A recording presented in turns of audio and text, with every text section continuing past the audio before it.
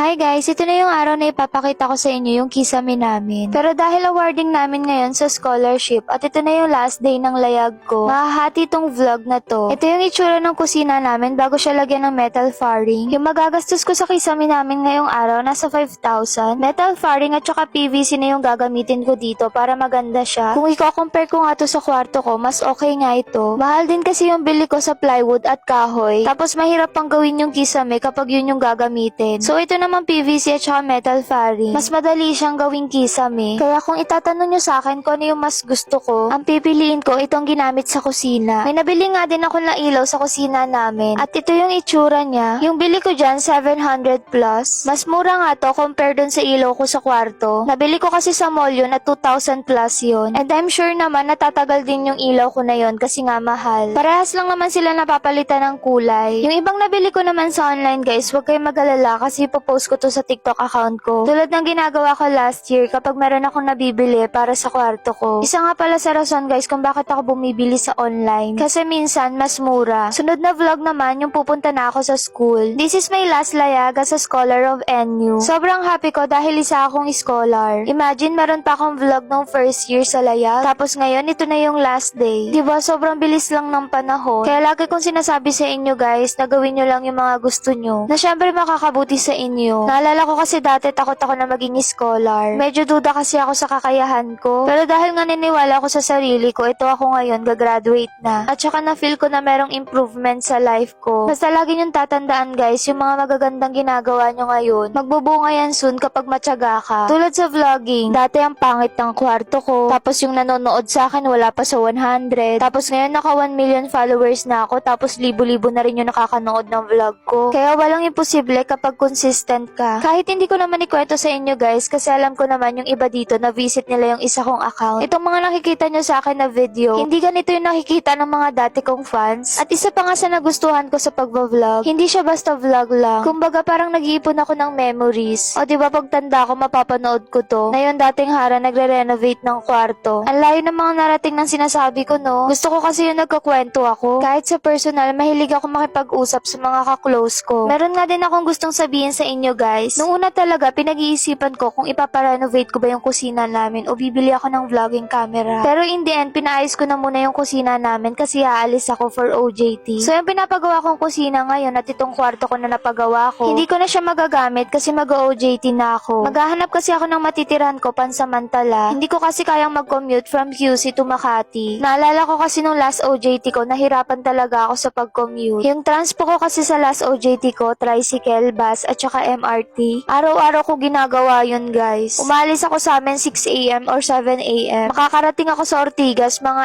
8 AM. Tapos ang uwi ko 6 PM. Makakarating ako sa amin mga 8 PM na. Minsan pa nga 9 kasi sobrang haba ng pila sa MRT. Tapos maglalaba pa ako nun pag uwi ko. Kaya sabi ko sa last OJT ko, mas magiging ready ako. Para hindi rin ako mahirapan tulad ng dati. So ito na yung awarding sa school. Sobrang ikli na vlog lang to. Sana nag-enjoy din kayo sa mga sinabi ko kahit sobrang dami. Ayun lang naman guys, abangan nyo yung next vlog ko.